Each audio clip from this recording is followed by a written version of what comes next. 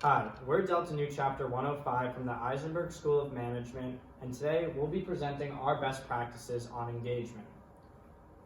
First off, I'm Logan Zace. I'm Cassandra Raffi. And I'm Chris Harris.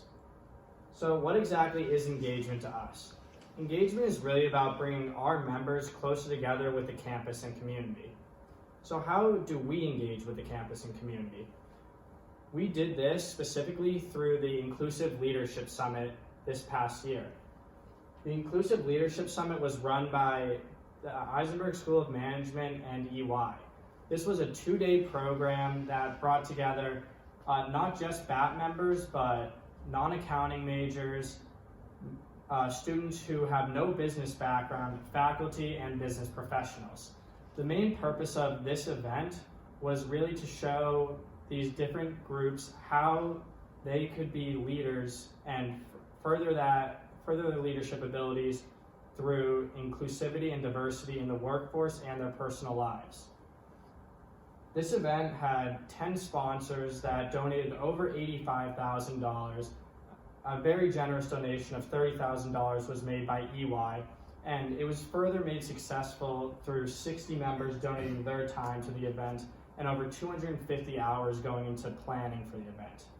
Next, Chris is going to run through our mission and goal and give a little bit more information about the event. Thank you, Logan. Once again, my name is Chris, and I'm going to be going through sort of an overview of the Inclusive Leadership Summit. So the stated mission of the ILS was to bring together our professional and educational community to further the discussion on D&I and really talk about industry trends and the way that these professionals have been incorporating diversity and inclusion best practices into their professional and personal lives. The goal of the ILS was to equip students and really empower students with those skills and with the tools to be inclusive leaders in their future fields. The multifaceted event took place on October 18th and October 19th. On the 18th, it began with an EY-sponsored case competition, very much focused in D&I. From there, students were invited to speed networking and a welcome reception, where they were encouraged to engage with and network with professionals in the field. On October 19th, the event kicked off with keynote speaker Ken Boyer, who was the Director of Inclusiveness at EY. And from there, students attended panels and workshops to further the discussion on D&I. And here, as you can see, we have our Isenberg and non-Isenberg students engaging with professionals and networking with industry leaders about D&I best practices. And now Cassie will be discussing more details about the ILS. Thank you. So the ILS was really unique in its ability to not only teach students and professionals that attended the event the knowledge about D&I, but allow them the opportunity to apply this knowledge. The ILS offered student attendees the opportunity to earn the ILS certification of completion. There were 3 requirements for this certification, the first being to have competed in the EY Inclusive Leadership Case competition, which took place on October 18th, the Friday before the main sessions. The second requirement was to have attended 3 of our industry expert-led panels on emerging D&I issues in business. And finally, the last requirement was to have attended one of the professional development workshops that talked about inclusive leadership and how to apply it in both your personal and professional lives. So to make a very successful diversity and inclusive event, we brought in some of the greatest leaders in this area of the industry. So we had industry professionals from across the board, EY, Wayfair, GT, Deloitte, ESPN, to name a few. And we thought this was extremely important to the success of our event, because bringing in a diverse amount of leaders brings in a diverse amount of knowledge and experience that only enhances the learning that took place during the course of the day. So throughout the course of the day, there were 3 sessions that were held, 2 of which were panels and 1 of which was a workshop. Sessions 1 and 3 were panels.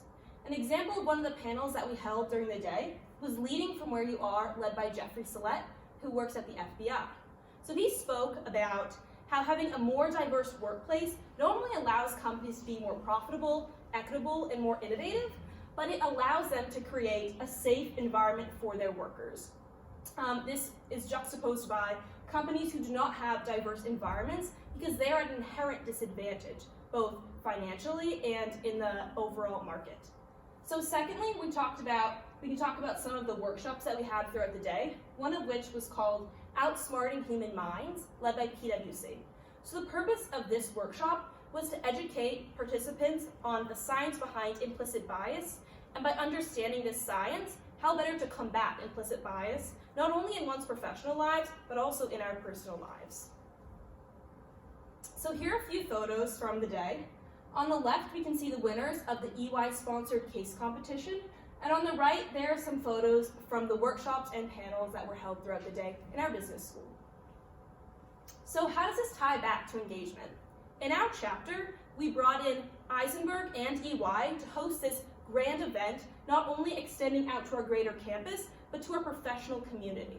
So we not only taught UMass Amherst students within our business school and throughout our whole campus how to be inclusive leaders, but we demonstrated how, by learning these important skills, they can enhance their future careers and their personal lives.